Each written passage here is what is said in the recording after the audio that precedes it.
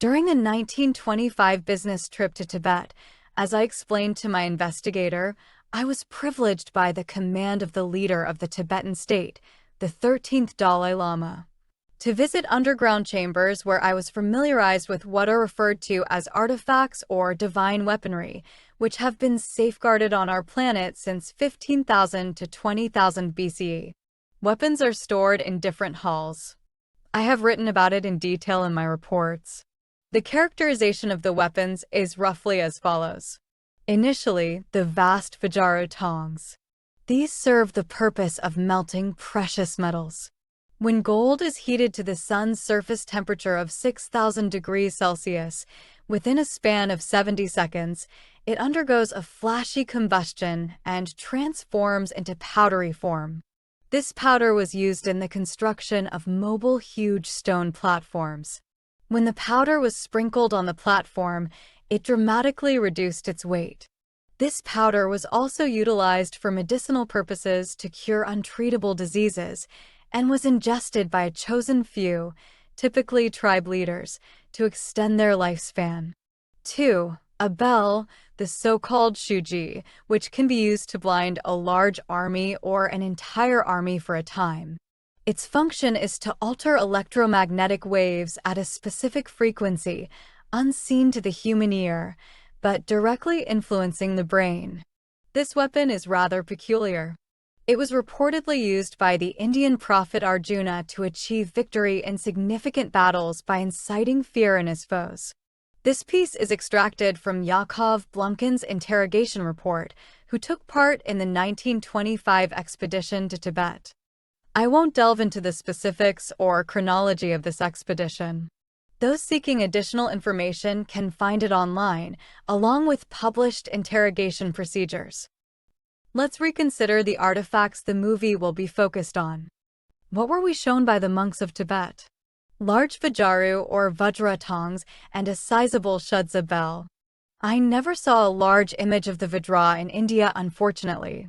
But as a detail of numerous bas-reliefs, it is found in many Indian temples. This artifact primarily resides in one of Shiva's hands. There's scarce information concerning this artifact. The ancient Indian epic, Mahabharata, depicts it as the god's fearsome weapon that breeds death and havoc. The Vajra can demolish stone structures and bring down fortress walls.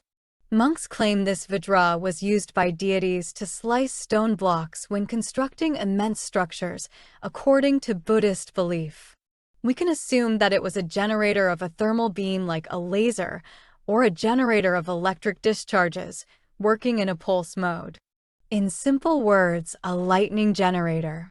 The generation was done by rotating the two composite ends of this device, possibly synchronous or perhaps in autonomous mode, by choice. What else is there to suggest? Probably it was possible to regulate the speed of rotation, on which the power of the pulse depended. Of course, one can fantasize further, but even with fantasy I am used to basing it on some visual material. Valdry claims there's a limited amount of it and none in a functional state. I mean, no depiction of its application. Possibly, besides ancient Sumerian seals where the Vajra is likely portrayed in the god's hand in its open form during conflict. We can conclude that in working condition the petals were open on both sides, which is logical for the application. That's all the information I currently have on the Vajra. I may obtain more details later to develop a comprehensive understanding of its functionality. And now let's move on to the artifacts, on of which there are already such versions. The first among these is known as the Shudza bell, or by its more common name, the Buddhist stupa.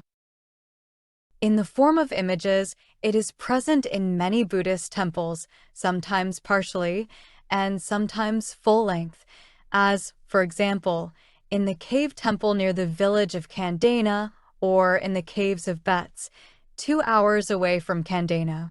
I'll focus on the stupa, resembling a bell. Observe, these are ancient Chinese bells. There's a notable similarity.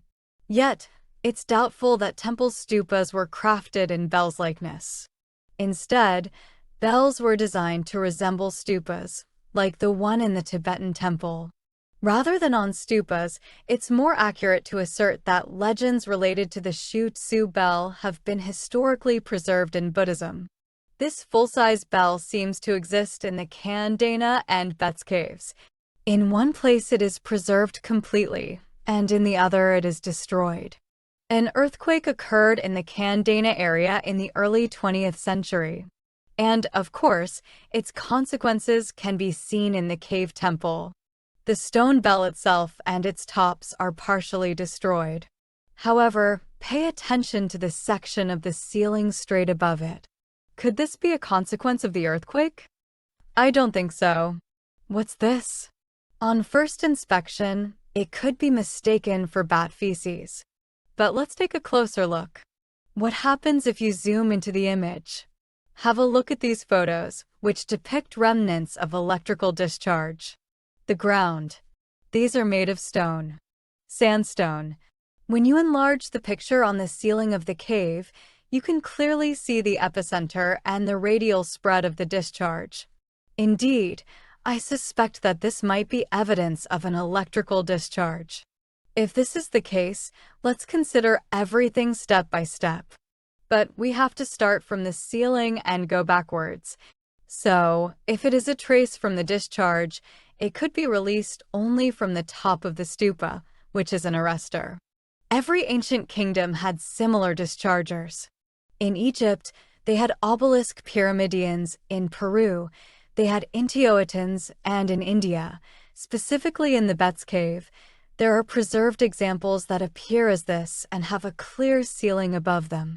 Observe how it manifests as a flattened sphere, unlike anything resembling an A. What about this intriguing observation?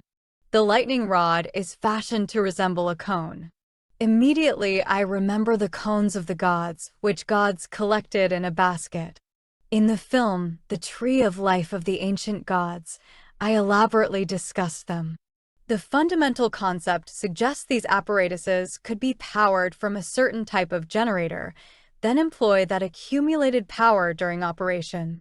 So, what was this bump charged from? After all, in order to work, the arrestor must accumulate excess voltage, which according to the laws of physics accumulates at the highest point of the circuit. We could speculate that the bell-shaped stupa acts as a reception storage apparatus, embodying a pyramid-like structure with its largest section at the base. What acts as the power source or generator in this scenario? What types of waves could potentially originate from the Earth? Are they seismic or infrasound waves? Therefore, only mechanical ones exist. Hence, they must be transformed into electromagnetic waves. Let's assume that quartz, which contains granite, from which the bell is made, will cope with this. But will the power of the charge generated by such a volume of quartz be enough? The breakdown voltage of air at a frequency of 50 Hz equates to 20,000 V for every centimeter. In Beza Cave, the arrestor is approximately 1 meter from the ceiling. Let's hypothesize that the same was true in Kundan. The evidence suggests that a malfunction would have occurred at 2 million volts. Even if the distance was half a meter, all equals 1 million V, an impressive figure. Where would one source such a potent power supply 1,000 years ago, given Tesla needed a power plant to achieve such voltages in his experiments? Why did the collapse happen 1,000 years ago? We're unsure about the timeline of the failure. I didn't mention earthquakes for nothing. Among other things, these are powerful wave vibrations coming out of the Earth, and that pulse may have had enough force on the piezo effect to generate enough charge to cause a breakdown, a trace of which was left on the ceiling. And the arrestor itself was destroyed by or an earthquake. Alternatively, it could be both. This brings up a good question. It turns out that the ancients created this device in anticipation of an earthquake? And if no other force can charge it? No, of course not. The pyramids were a force. In my previous movies, I showed you how they worked. The pyramids generated a constant wave signal and on the path of its propagation installed various receivers that converted the infrasound nature of the signal into an electromagnetic one. In different parts of the world, these receivers had different shapes. In India, it is like this. And about the breakdown in reverse. Preventive measures were taken. Perhaps this upside-down pyramid incorporated into the design functioned as a frequency converter. It amplified the frequency, thereby boosting the breakdown voltage. Thus, it maintained the charge and field intensity. Proceeding further, what was the intention behind this? Well, I can name at least one purpose. Both in the cave temple of Kandana and in other places, near the central hall, where the receiver storage unit is located, conditionally we can call it a power unit. There is one or several caves with so-called cells. The official account suggests that the temple's builders were monks who resided there, prayed and lived. These cells are tiny rooms with 1 or 2 sleeping areas and are integrated into the overall structure of the chambers. Living in them is challenging, to say the least. And before voicing my version, I want to show the same cells, but without sleeping places. The Ajanta and Ellora caves were typically inhospitable for habitation. These cells, approximately 2 by 3 meters, are entirely empty with no sleeping quarters. However, there's another factor involved: acoustic resonance. Indeed, these chambers exhibit a sound decay time of 7 to 8 seconds. Given the speed of sound and room length, the sound wave ricochets 800 times. At the end of my journey, I visited a room where these values were doubled. I will elaborate more later. Here's my concept. These chambers served as resonating spaces for charging human energy. How did it work? The pyramids generated an infrasound signal that propagated beneath the surface of the earth. These granite bell stupas, which functioned as wave receivers, intercepted the signal and converted its frequency into one that is beneficial for humans. A person had only to get his voice in resonance with this frequency. In these chambers, they stood or sat and chanted mantras. These mantras were meticulously composed of an optimal mix of vowels and consonants to generate high sound intensity, with an intention to reverberate at the precise frequency. In simple terms, it's the correct musical note. I'm even able to identify that specific frequency and note. A's frequency of 441 Hz. The most renowned and briefest of these mantras is something musicians or those in the know could amend. The A note's first octave frequency is 400. Indeed, all musical instruments tune the sound of the note A to a frequency of 440 Hz, established by Pythagoras, who learned from Egyptian priests during his time in Egypt. This standard reference oscillation is understood as more than just a pleasing musical tone. Those priests saw the harmony it created as extending beyond sound. But it also helps to decrease a person's inner stress, which encourages good health and leads to a longer life. It was the Egyptian priests who gave it the vibrational frequency that Pythagoras defined as the basic one in the harmonic series. This frequency was inconsistent with others. The priests, it seems, provided the resonant frequency of the sarcophagus inside the king's chamber in the Cheops pyramid. The note A is traditionally tuned to 440 Hz, but has been known to resonate at 438 Hz with slight adjustments made. And it is quite possible that before the damage it resonated at a slightly higher frequency. Yet, we're discussing Egypt. Now, let's return to India.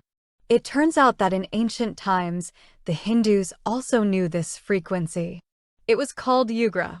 The explanation of its meaning is found in Nadia's Shastro dictionary, which is part of Sangita Sharamani's Archive of Wisdom. Yugra refers to one of the 22 quarter tones that exist within an octave, according to Sangita Ratnakari's Ocean of Music and Dance. Sharngadeva, a scholar from the 13th century, is credited with the creation of this significant Sanskrit work about ancient Indian musicology. It delves into both Carnatic and Hindustani music styles. Yugra has a frequency of 441 Hz. This at least supports the theory that in ancient times all peoples had the same school and the same teachers. Is it still 440 Hz, or could 441 Hz actually be the divine frequency that facilitates healing and extends lifespan? I choose the frequency of 441 as it's known for its extreme stability. That is, the attenuation period of sound waves at this frequency is the longest, which makes it the best tool to achieve resonance in closed spaces. There are other interesting facts about this frequency. For example, the voice of newborns and infants is all the same in pitch and corresponds to a frequency of 441 Hz. And finally, the frequency of 441 Hz is harmonic from the working frequency of the lower chamber of the Pyramid of Cheops, which was 25 Hz. Thus, the stupa bell in the cave temple of Kandana, tuned to a frequency of 441 Hz, could indeed be a receiver of the wave signal coming from the pyramid. This energy could be absorbed by individuals within the resonator chambers, and they used their voice as a connection. And now I want to show the resonator chambers, in which the time of sound attenuation is 2 times longer than in all the previous ones. The Barabar caves and Nagarjuni caves are located in northeast India. These rooms, carved into rock, boast perfectly smooth walls and an arching, vaulted ceiling and are devoid of any contents. Erroneously, they're referred to as caves, although there are no signs of human activity within them.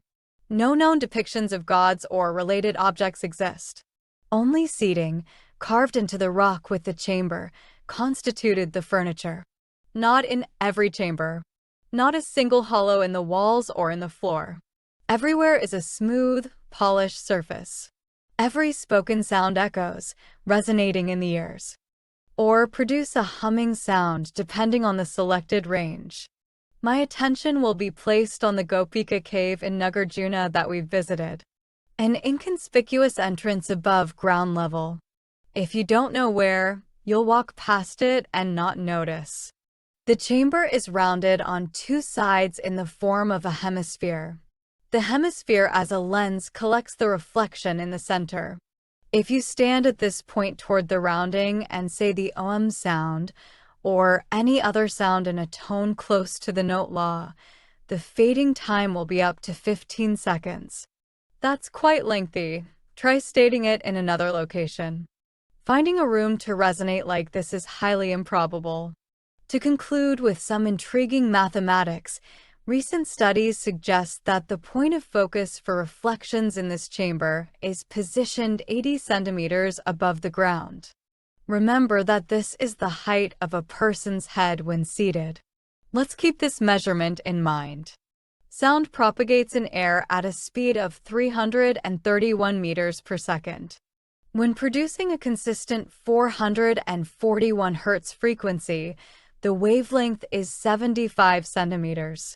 To achieve resonance at this frequency, the room's length needs to be a multiple of the wavelength. In other words, the wave must fit into the size of the room with no remainder. The base length of this chamber measures 14 meters. However, due to its unique design where both ends are hemispherical, the measurement decreases to 13 meters from a height of 80 centimeters above the floor.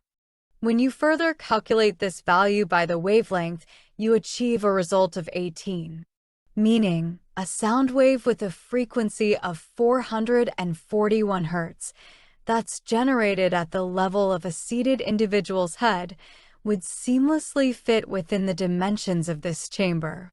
And that means the sound will have maximum density and attenuation time. And if indeed this sound heals the soul and the body, as the Egyptian priests told Pythagoras, then this chamber becomes therapeutic. Feeling spiritually drained? Come in for a healing session. But that's not all. To make a granite rock resonator receiver for infrasound wave coming from pyramids, it is necessary to make a chamber, in the size of which the wave will be stacked without remainder. When exiting granite, the wave's speed will decrease to the air's sound speed. Let's calculate, taking the sound speed of 331 milliseconds and 12 frequency, resulting in a 27-meter wavelength. The camera's focus height is 13.5 meters long. 27 divided by 13. 5 equates to 2, signifying that the chamber's length equals half the wave's length emanating from the pyramids.